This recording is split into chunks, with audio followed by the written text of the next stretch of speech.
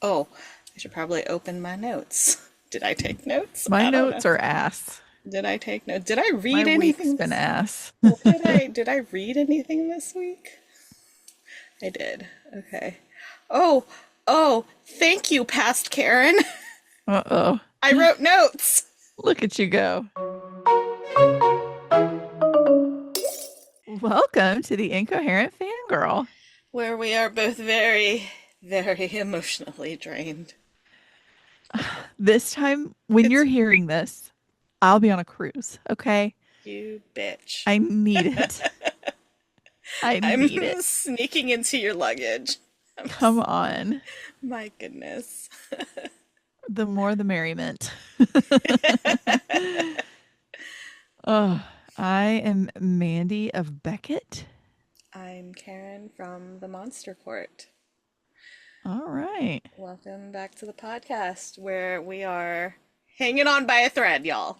We're getting to the point in the part of the season where we start getting burned out. Not necessarily by the podcast, it's just the time of year. Yeah, It's yeah. like April and September are just like, Getting we're getting close. uh, We're getting close. uh, yeah. Oh Oh, man. man. In our timeline, it is September 18th, and in y'all's timeline, it is September 26th.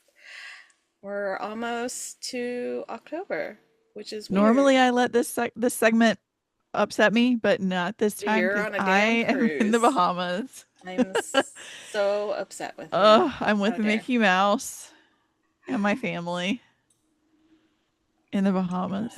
And I have a massage. It's Friday for you guys. Tomorrow I have a massage. An hour and 15-minute hot stone massage. That sounds I need it like glorious. I need air. Glorious. That's the only time I get massages is when I go on cruises. Like my sister gets one a month, which Oh, I should probably do. That sounds great. yeah, But it does sound great. if I'm going on a cruise, Yeah, 100%. put me down for the spa. Right, Put me down for the 100%. spa.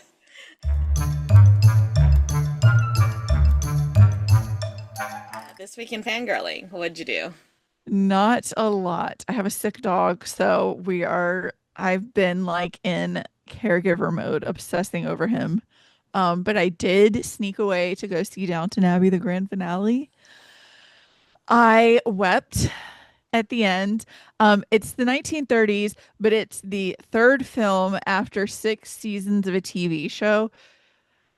I mean, Downton's been out for long enough that there's not a lot of things that I feel like it can't be a spoiler anymore because like where have you been if you haven't watched Downton Abbey? But at the same time, I don't want to spoil the movie because it's new, there's new stuff. Right. I wept and wept at the very end. It's like because I feel like it's okay to say because Maggie Smith has passed away. Dom Maggie Mm, Smith has passed. The Dowager has also passed away in one of the films, and she was alive when they filmed it. It's great. The last shot is just closing in on a portrait of her, and then it says "in loving memory of Dom Maggie Smith." Please, I'm emotionally fragile. And then at one point they say "Long live Downton Abbey."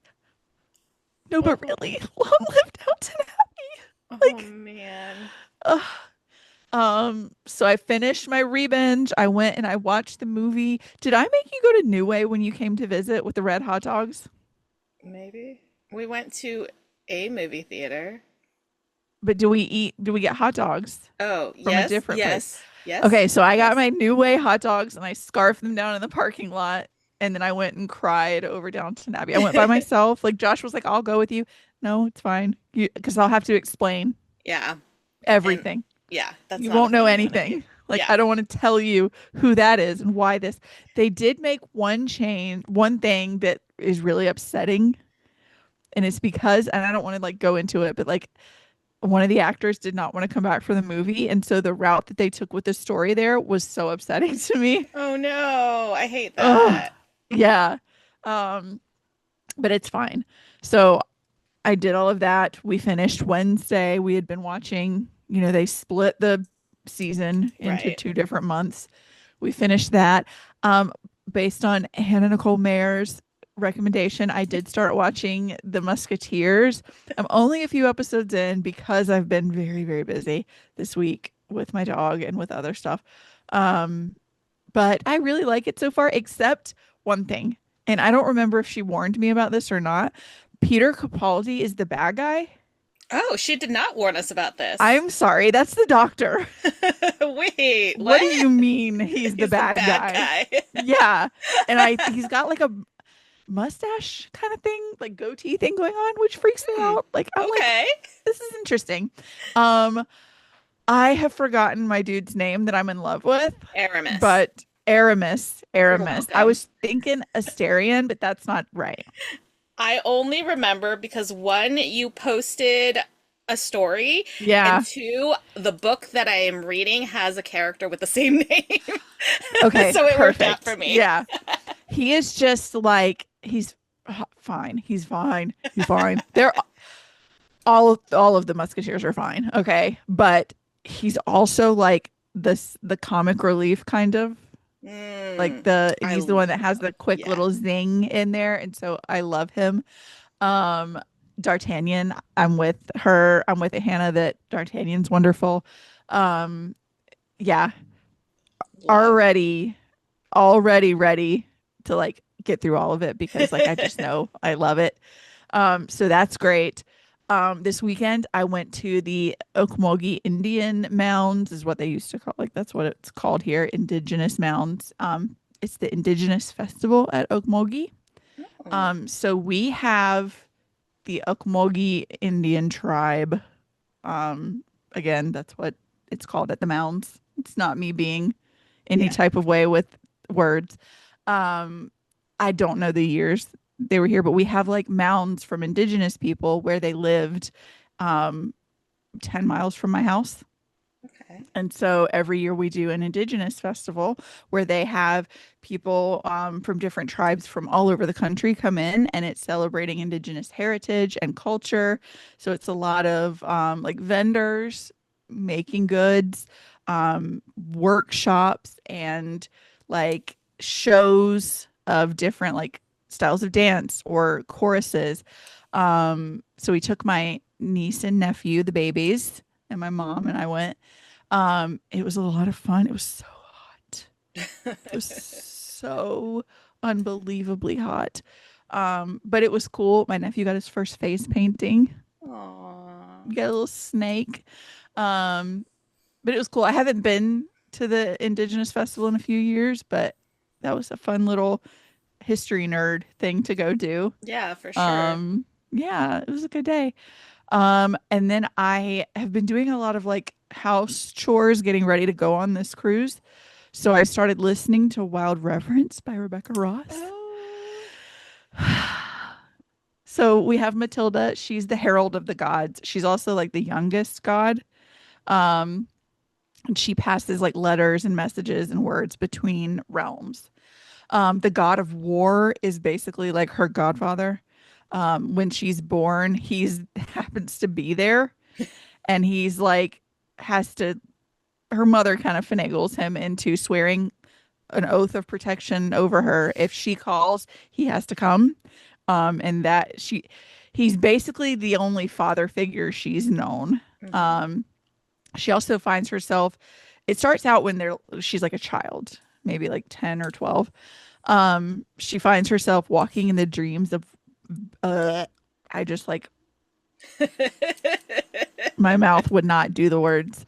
She finds herself walking in the dreams of Vincent of Beckett, who is a mortal boy who dreamed her before they ever met. So, like, he dreamed her into his mind, and they can interact in his dreams, but then things happen and they're drawn apart and they kind of don't think about each other for years. But now there's to be a royal wedding between Dacre and Enva, which we'll Mm. remember from Ruthless Vows and Divine Rivals. Um, and Matilda and Vincent are brought back together. Um, there might be some fake marriage. There might be some yearning.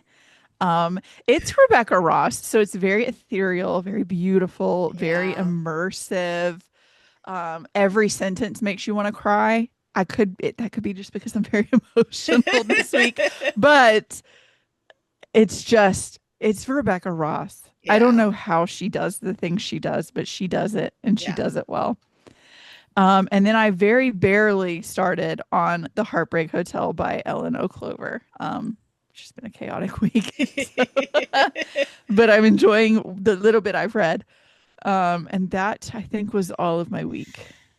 I What also did you do had this week? also had a pretty quiet week. I read a few things. I read Once a Villain by Vanessa Len, which is book three in the Only a Monster trilogy. So it's the conclusion to the series. As a whole, I love it. Um, as a very nitpicky thing, I am very mad at it. And I can't really say much about it because it's a spoiler. Um, but I want to vent about it so hard because I'm so upset at this thing that happened Oh no. and it makes me angry. Like, I'm so mad at it. Like, the story as a whole, I'm like, okay, I loved it. It was great. Lovely way to finish it. But there's just this one plot point that I'm like, why did you do that? Yeah, Just that's me why? with Downton. Just why? I cannot. I'm so upset about it. But the series as a whole, I did love it. I read Through Our Teeth by Pamela N. Harris. You have Liv, who is the main character in the primary POV. Her best friend Hope is dead of a suspected suicide, but Liv believes that there was foul play involved, specifically at the hands of Hope's ex-boyfriend Brendan, who also happens to be their like childhood best friend. Like the three of them were like a trio as they were growing up. Um, your mic is muted. I'm Um, hacking my lungs up. All I said was, "Oh no." I was like, yeah, I saw you speaking, and I was like, Yeah, sorry. I choked on water no, and I. have been hacking. No, I just said, "Oh So with the help of Hope's other best friends, Kizzy and Cherie, they hatch this plan to get him to admit guilt and like take accountability for what they believe he did to Hope. Um, no." Oh, I'm worried. It's their best friend though. Did he actually do it? Or are you things ruining your friendship? things escalate very quickly. And there's like this freak storm that happens that ends up trapping them, the three girls, Brendan, and then two of his friends at this like smart house that her mom has built that turns very, very dumb very fast when the power goes out. So they are literally trapped inside. They cannot open the doors. The windows are like Oh reinforced no. windows, like they're built to withstand like hurricane, like they're trapped. They cannot get out. And turns out they are trapped with a killer who starts picking them off one by one. Um, Oopsies. it is so twisty.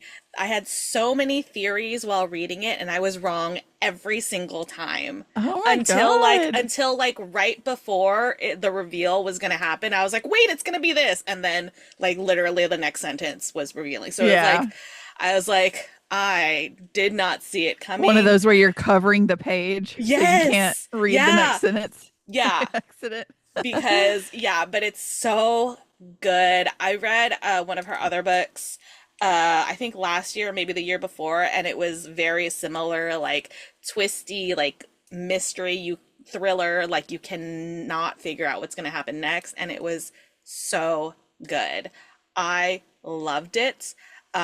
I think it's the best reading experience when you have multiple theories and they keep turning out to be wrong and it's done Yeah. well. Like, you could be like, because sometimes you have these theories and then something else happens and you're like, that was completely out of left field. That was terrible. But, Yeah. like, no, it's so good. Highly recommend.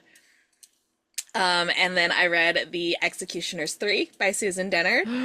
Ugh. Oh my gosh. The so good. So I mean it's Sue's. Like it's so good. Yeah. It's, very like 90s nostalgia. Oh, I Um love.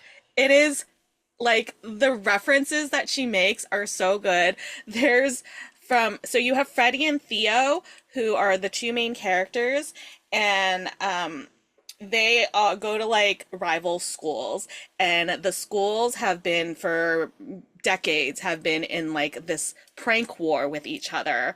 And so Freddie accidentally calls the cops on the Theo's like classmates. They're having like this party and they're drinking and they're all underage because they're, Oh teenagers, and no. they all get arrested. But she didn't know that they were there. She heard screaming and she thought somebody was in trouble, so she called Yeah. cops, and turns out she had them all, like Oh half their school was no. arrested. But now she's super popular at her school because everybody's like, that was an epic like prank, which Prank. I don't understand how that's a prank, uh, Yeah. but she's like super popular. She's like one of the popular kids, part of like the prank squad now, and so they go back and forth like pranking each other. But there is something like kind of supernatural, paranormal happening that uh Freddie's like, what, I need to investigate this because Yeah. her dad was a detective and he's passed, and she kind of got that like gene to like want to investigate things.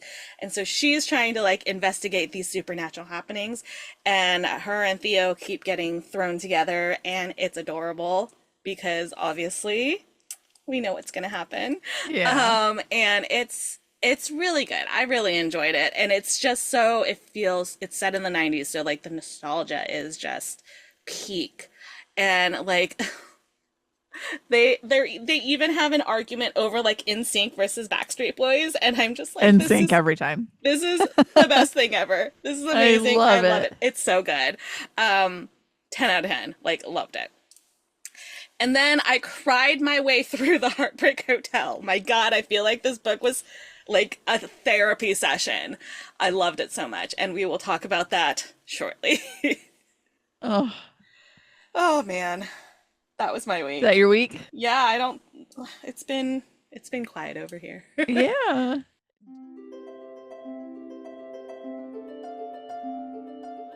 Do you have a fictional boyfriend from said week? Henry. Henry from The Heartbreak Hotel. I just he's just It's a little baby. he just went through so much. And and the fact that he's still going and still surviving and is able to like fall in love again. I love him. You're like, He's please help and me. he's so good to her, and it's I can't. I love him. It's Henry. That's How okay. about That's a you? good one. I have to go with Vincent of Beckett. He's a sweet little baby angel. You know how Rebecca Ross writes her male main characters, Mm-hmm. right? Like we know. Mm-hmm. He's a sweet little angel, so respectful. Like I mentioned, there's like a fake marriage for show. And he's like, but we have to like touch each other. We have to like, it's Yeah. gonna look weird if we don't like we're married and we Right. never touch. And so he's like, where am I allowed to touch you? I'm like, oh, Oh, please. I He's cannot. so I sweet. love. He's Oh, so sweet. I love. I love. I love. Precious little baby angel Vincent. I love it. I love it. Look at this. Oh my goodness. God. Your dogs. Their dad's supposed to be feeding them. Hmm. Hmm.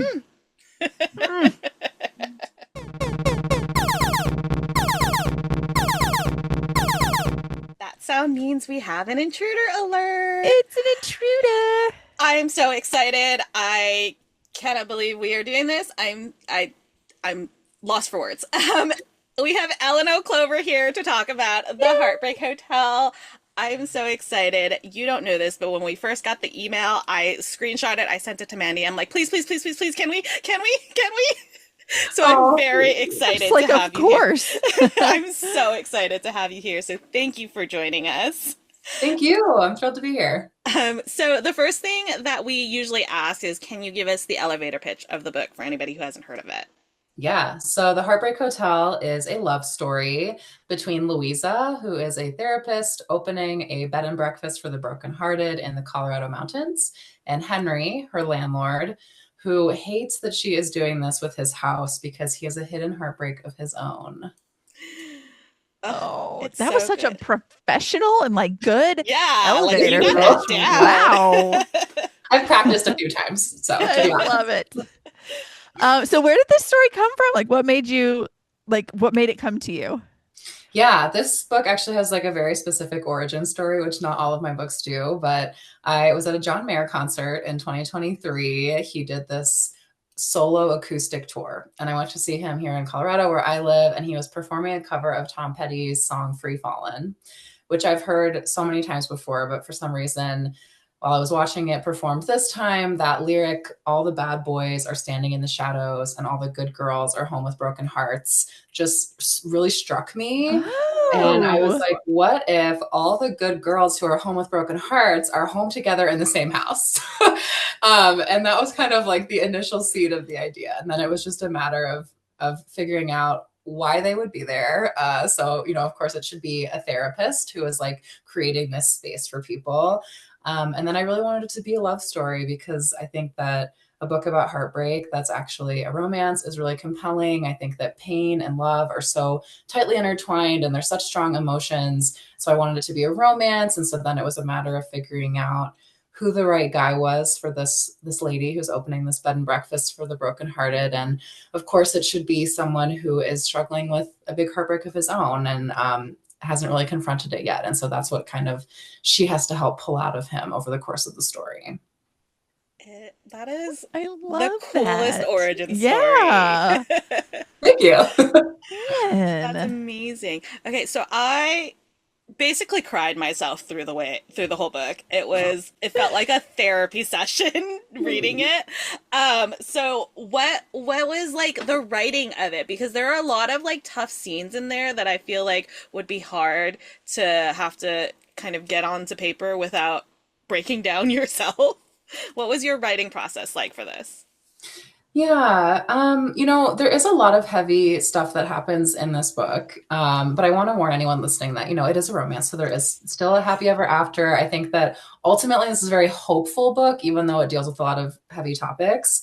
And in writing it, it really was sort of a process of finding that balance. And so there's some really pivotal scenes in the book where there are certain things that get revealed, especially about Henry's past. I don't want to spoil anything, but those are scenes that I rewrote many times because you want to make sure that you're balancing this really heavy information with also the development of the romance. You want that to feel genuine and also like a little hint of hope at every point. And so like treating all those things with care, I definitely did not get it right on the first try. This was like a process of developing it and developing it.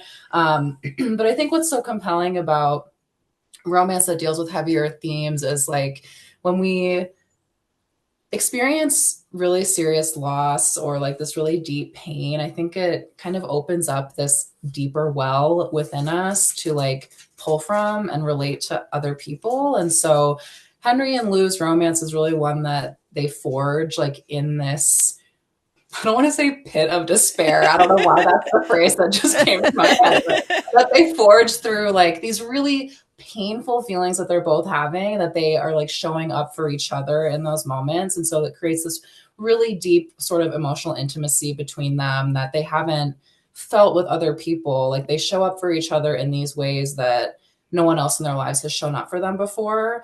And so their romance really is kind of forged in those moments of heartbreak, which to your point was like a really fine balance to try and find. And I'll leave it to readers whether they think I nailed it or not, but I did my best.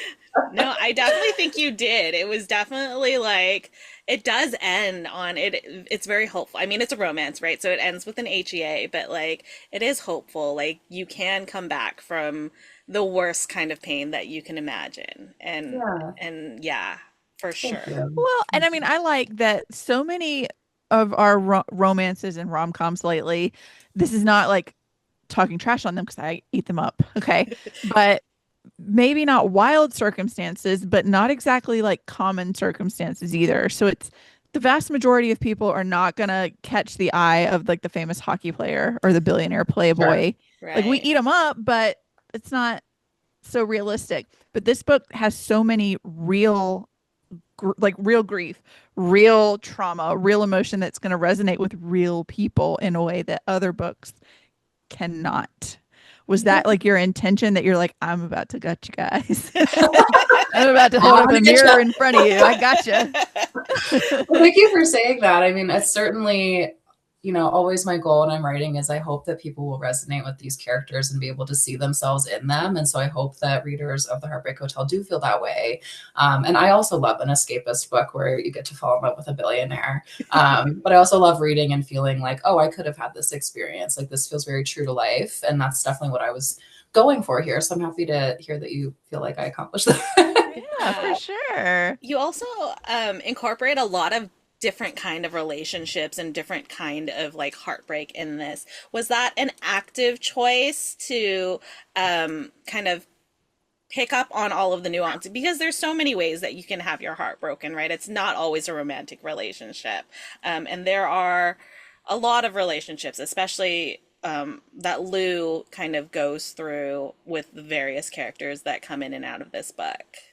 Yeah, it was definitely intentional. And actually, here's a little fun fact. This book has had three different titles. So when I was writing it, it was called Home with Broken Hearts after the line in the Tom Petty song. And then when we sold it to Berkeley, it was called The Breakup Hotel. And then at some point, my editor and I were like, there are so many like other forms of heartbreak in this book besides being broken up with. Like, should we go bigger on the title? And so we kind of then like expanded to The Heartbreak Hotel, which is the perfect title for the book. And I'm so glad that's where we landed. But just like as an illustration of your point, like, yes, there are lots of different kinds of heartbreak in this book. And I did that very intentionally. I wanted it to capture kind of a gamut of lived experiences. And while there definitely are people that come to the hotel because they're going through a breakup or a divorce, there's also grief, the pain of losing someone permanently. And then there's also the specific and very complicated grief of watching someone that you love struggle with a mental illness that you can't fix for them. Louisa's mother has borderline personality disorder. And so her childhood was unstable. It was like sometimes her mom was a really present and wonderful mother. Sometimes she wasn't capable of that. In large part, Lou was raised by her older sister, Goldie. And so now they have kind of a complicated adult relationship because Goldie feels in some ways like she's Lou's mom and wants to protect her in this really fierce way. And they kind of have opposite reactions to their actual mother, and that they have to grapple with that as well. So it was very intentional to kind of show this spectrum of pain, the spectrum of pain. Oh my God, how masochistic am I? But yeah, just to like show a lot of different lived experiences, and that, with the point being, we can support each other through things even if we haven't been through the exact same thing. Like, kind of one of the takeaways of this book is that it can take a village to heal us, and that sometimes all we need is just like other people to sit with us in our hurt. And that's what happens at the hotel. It's like, even though these people have experienced different things, just the fact of their being together is what helps them to heal. Yeah. Yeah, I may not know your same pain, but I know that you're in pain and I know pain. yeah. And Yeah, I'm here. exactly. That. So this is your adult romance debut, right? Mhm. How has this experience been different from your previous books? So I have two young adult novels out, 7% of Roe Devereaux and The Someday Daughter. And then, yeah, like you said, this is my first adult book. And, in some ways I was very intimidated to switch over. I was like, am I even capable of this? Am I going to miss, YA so much? And I do. I love writing YA.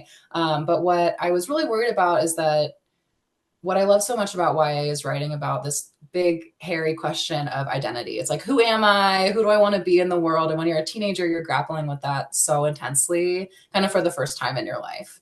And writing this book, Heartbreak Hotel, really taught me that that's a lifelong project. Like, it doesn't end when you graduate high school. It doesn't end when you graduate college. Like, we are always doing that work of figuring out who we are and who we want to be. And So that was a really surprising joy of writing this book, was like, oh, I can still be circling that theme, because even though Lou is 26, she's still grappling with it. Even though Nan, one of my favorite side characters in the book, is in her 70s, like she's still grappling with it. We do this for our whole lives. Um, so that was really fun. And then another thing that's been super fun is just like, I feel that marketing a adult romance, I get to engage with my direct audience so much more readily. Marketing young adult, I'm often talking to parents, educators, librarians, people that are getting books into teenagers' hands, but it's rare, even like at a book event, that I actually get to talk to a teenager about my books. I'm Right. usually Yeah. talking to a grown up.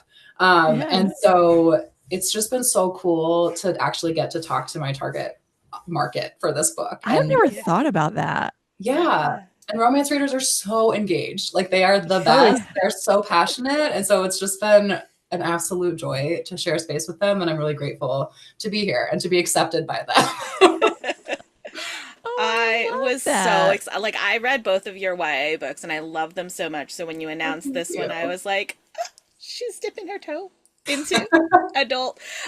So this specific story, the way that you've written it, it had to be, I think it had to be adult, but was there ever a point where you had conceived of it as a YA since that was where you had started writing?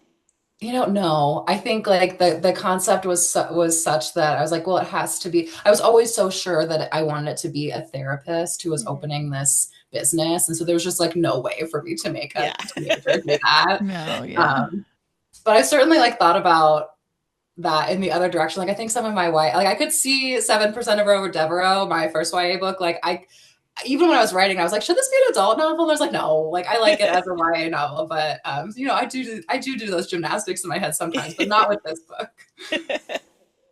It makes sense. Yeah, Yeah. yeah. How are you going to put teenagers going to a bed and breakfast with themselves without a permission form? Right. Right, right. So speaking of the end, did you have like a specific location in mind where you were like, that's the inspo for Not a the specific comeback house. in? Not a specific house, but Estes Park is a real town, and it's about an hour from where I live, and it is, I think, one of the most magical places on this planet. It is the gateway to Rocky Mountain National Park, which is one of the most beautiful spots in this country. And my parents actually live in Estes Park, so I spend a ton of time up there, and it's a very special place in my heart. And so as I was thinking about like this book really deals with like what is home to us and what are the spaces that make us feel held and safe and like we belong, and Estes Park is definitely one of those for me. I drive into town and feel my blood pressure lowering. It's like one of those like just really safe spaces in my life. And so it just made complete sense to me to set the book there. But the house is like just a amalgamation of all of my dreamy house ideas like smashed into one thing. Like I'm I like, love it. like it's a gorgeous stone cabin. It's got a beautiful garden. It's got mountain views. It's got vintage furniture. It's like it's decorated how I would decorate a house. So I just had fun like letting my imagination carry me away with that one. Oh, I I love love that. it. Love it so much. Okay, so are there any like genres that you would maybe want to dip your toe into? Like you've written YA, which still was like romancy, and then Mhm. this is your adult romance, but Mhm. are there any other genres that you might think like, I could do that? I mean, Because I never think say you could. never. I can't imagine ever writing anything that does not have romance in it. Like my YA novels are not romances, but they have very significant romance plots. I just love romance so much. Like I can't imagine ever writing anything that doesn't have it, but I would love to. I have like a YA mystery idea I've been dabbling with, but mystery is so hard. I'm so impressed by mystery authors. Like my books usually have a twist, but it's like one, there's just like one thing that I have to figure out how to like hint at. Yeah. Uh, Doing a whole plot like that is really hard. It seems Uh, so daunting. It's yeah, it seems so overwhelming to even think about. Totally. Like it just feels like a complete separate skill set. Like I'm so comfortable at this point with the beats of a romance story, which isn't to say that it's easy to write them. Like writing a book is still a lot of work, Yeah. but I know what I'm doing. And so, branching out into a new genre is always like just a new learning curve. And I would love to do it. I'm just not sure when or what the right idea will be. I feel I like, mean, it's yeah, exciting though. There's I feel endless like you could possibility. fuse your writing style into any genre. I Well, feel thank like you you. could. That's very kind. So we don't want to keep you, we do want to keep you forever, but we don't want to take up too much of your time. But we do have a few questions that we always ask our guests. This is where every bit of media you've ever consumed It's just gone. leaves your brain. So we have a segment on the podcast we like to call Fictional Boyfriend of the Week, where we Okay. just pick a fictional character from that week that we're like obsessed with that we think everybody should know. It doesn't have to be a boyfriend. Karen's had a fictional granny. I've had a fictional son, fictional Amazing. pets. Do you have any fictional characters in books, TV, whatever, that you were like, that is my comfort character? Everybody needs to know this character or these characters. That's such a You're good like, have I question. ever read a book? Have I I ever don't seen right. a Yeah, movie I in know. my As you life? said, every piece of media is leaving my brain. But the first person that came to mind is Ben Wyatt from Parks and Rec. I just feel like he is Yes. Yes. like the template of like the sweet, Gold tier. nerdy, yeah. And like Yes. he loves Leslie so much. He loves her the way that every woman deserves to be loved and celebrated. And I would be so happy with him, I think. I Yes. get in like knockdown, drag out verbal altercations with people who say that Jim Halpert is a better husband than Ben No, Wyatt. No. I'm like, are no. you joking? Have you Ben seen Wyatt would never open a business without telling Leslie, leave her with their children to go chase this dream, which is great. Like, do that, but do that with her. Yeah. And let's not forget that Jim Halpert bought a house without telling Pam. Okay. I mean, they try to look you straight in your face and say Jim's better than Ben. Ben, Never. all Ben wants is for her to be happy, whether or Exactly. not he's involved. He wants her to be happy. Exactly. Jim only cares that he's happy. Ugh.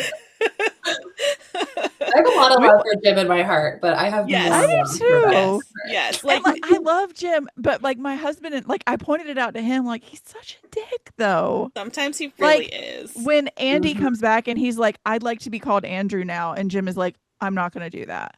Like, Yeah. Come on, Why? Jim. Mean. come on. Why? Yeah. That's so awful. Agreed. Ben is a Oh. great choice. That yeah. Yes. Top tier.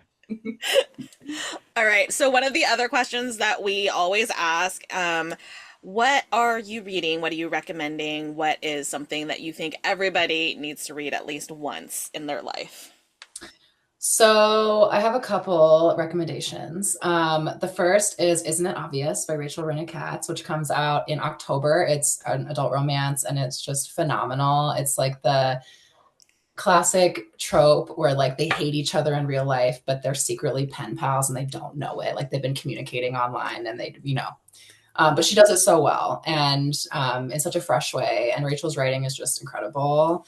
And then the second one I want to recommend is Sunken Love by Heather McBrain, which does not come out until January. So you have a little bit more of a wait on that one, but that's a second chance romance about a couple who is going through a divorce, but then they have to pretend that they're still together to go on this family cruise. And it's just the yearning, the pain, no surprise. I love a romance with some pain in it. And it's just phenomenal. So definitely pre-order that one too. Oh, we You love had me at yearning. That's my yearning. favorite.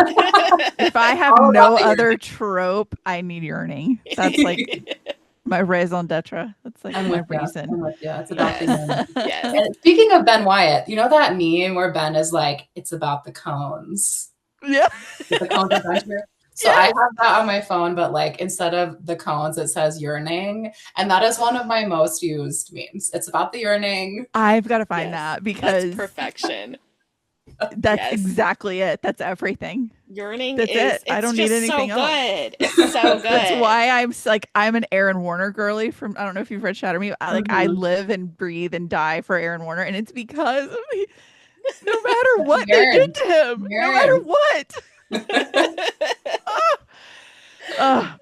Love Okay, well, I mean, I know we kind of touched on maybe a YA mystery, but like, what can we Maybe. expect? I would love that. I would love it, but like, what's coming next? What can we expect? Yeah, definitely not a YA mystery. That's like a side project, like a maybe one day. Yeah. But I do have another adult romance coming out next year. So late 2026, I have another contemporary romance with Berkeley. I don't have a pub date yet, and I can't say too much specific about it yet, but I can tell you that it majors in my favorite romance trope, which is rivals to lovers.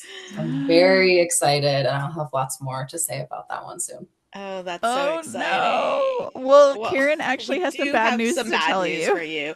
Now that you have been on the podcast, you're actually legally obligated to come back for all future book releases. Oh, that's good news. That's good news. We always say we snuck it in the fine print. Yes. Great. It was I can't just wait. so we will see you in late 2026 to talk about it. Perfect. Yay.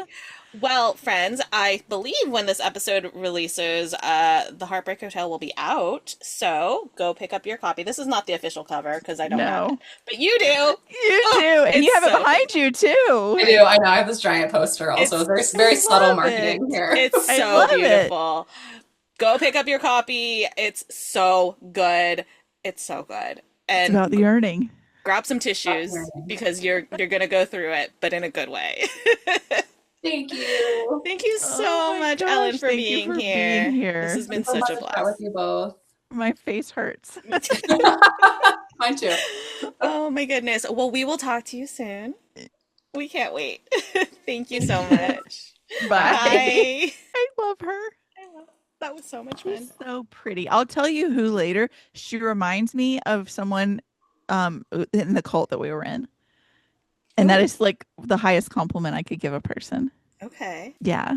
Oh, that was so fun. My face hurts from I love her. I love her books. That was so I fun. got I can't wait to finish The Heartbreak Hotel. I'm Get all the telling way through you, it. grab tissues because it's I'm smiling a whole lot knowing that I'm going through it. you're gonna go through it because oh boy, once you learn about Henry, oh boy, is all I will say. Ugh. I also would like to preface or like just let you know because obviously I'm legally obligated to. Henry is a vet, and any dog that you see is fine. Thank you. Just yeah, but Thank you. but it's yeah. There is a scare. There is a scare, but he's fine. He's Okay. fine. Yeah. Good. I'm glad you finished before me. Yes. All the dogs. No dogs were harmed in this book. The making of this book. I love it. It's so good. Go pick up a copy, guys. The Heartbreak Hotel right now. Yay! Yay! All right. What's the time for? I think it's time for announcements. We're gonna do an announcement. Oh, I'm not ready. Hold on. I gotta open my Kindle. I have two Kindles here for this occasion. I didn't do it on purpose. They just both happen to be here. Well, that's nice for you. Like, Okay. how convenient. Next week, aka in like 4 days, we're talking to Rachel Linden about The Secret of Orange Blossom Cake. I'm very excited.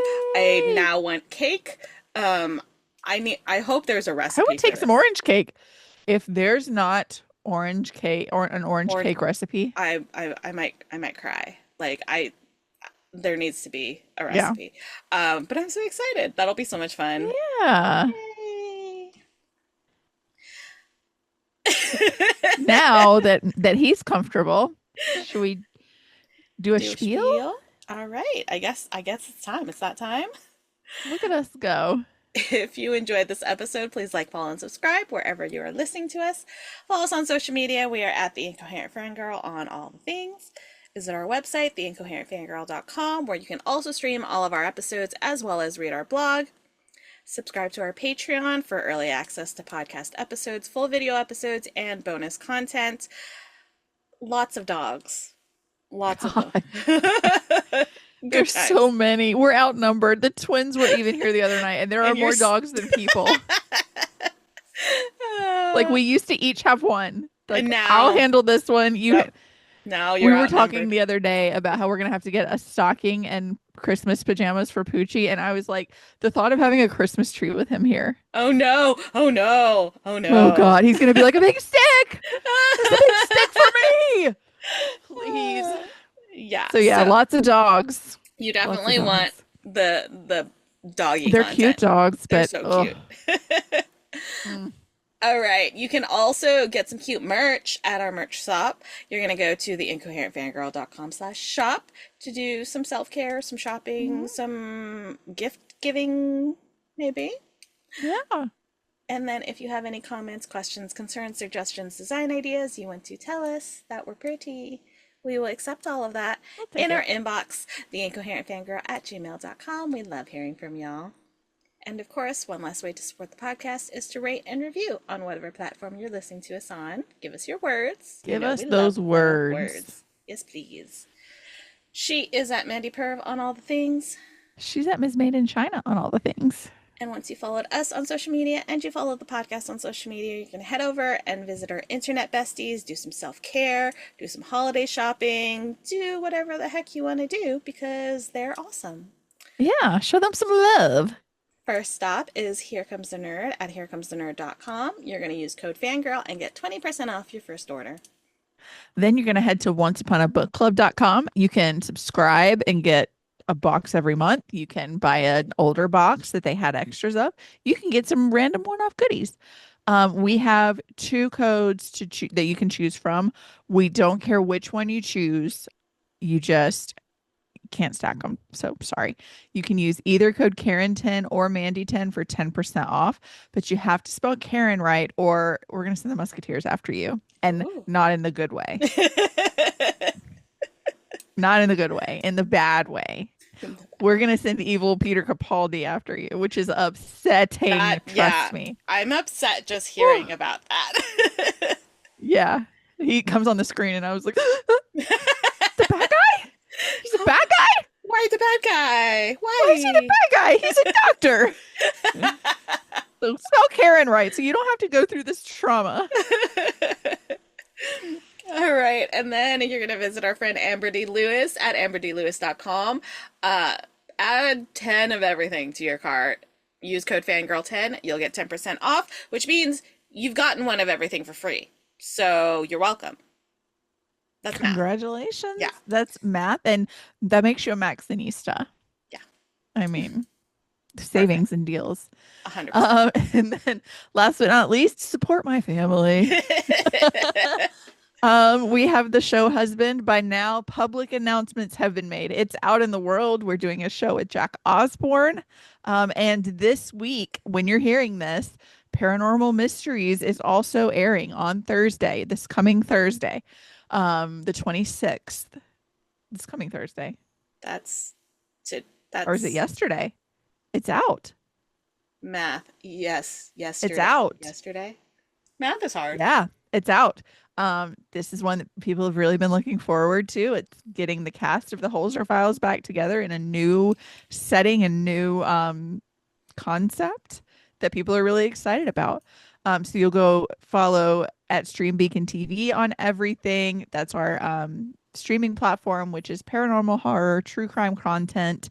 If you use code Fangirl10 when you sign up for a subscription, you'll get 10% off. We also have the show Husband is at Borna Josh on everything. He's all right, I guess, but he still hasn't fed our dogs, and he should have by now. So maybe he's in the doghouse. He's not. He's great. Then you can follow at Searchers Believe on all the things. That is his paranormal investigation group. If you go to searchersbelieve.com/shop and get some merch, it's all designed by yours truly, and you can get 10% off with Fangirl10 there as well. And you can also follow Searchers Podcast on all the things. We're recording an episode with Jack Osborne soon. So Yay. isn't that crazy? And last but not least, buy my book. It's coming out very soon, October 13th. It's The Living and the Dead. It's about a Reaper. I mean, no, not a Reaper girl. A girl. I'm getting all That of my is words messed wrong. up. Wrong. It's The Living and the Dead. It's about a girl who was born a ghost and the Reaper who would die to have her look at him. He's Yurney, which I love. And yeah, if you go to aepurvis.com and get a copy and you use code Aaron Warner, you'll get 10% off. I could have done Fangirl 10 like everything else, but it would not have been me to not make something about Aaron Warner. So That's facts. Facts. it always comes back to Aaron. So I think that might have That been is me, the Aaron Hank Girl. Warner Girl. Thanks for listening. Thank you. We love We you. love you. Bye. Bye. We are sponsored by our friends at Here Comes the Nerd. Pins, stickers, magnets, and more. Here Comes the Nerd has happy art for all fandom-loving hearts. New customers can use coupon code FANGIRL during checkout for 20% off their first order at HereComesTheNerd.com. Coupon applies to ready-to-ship items only.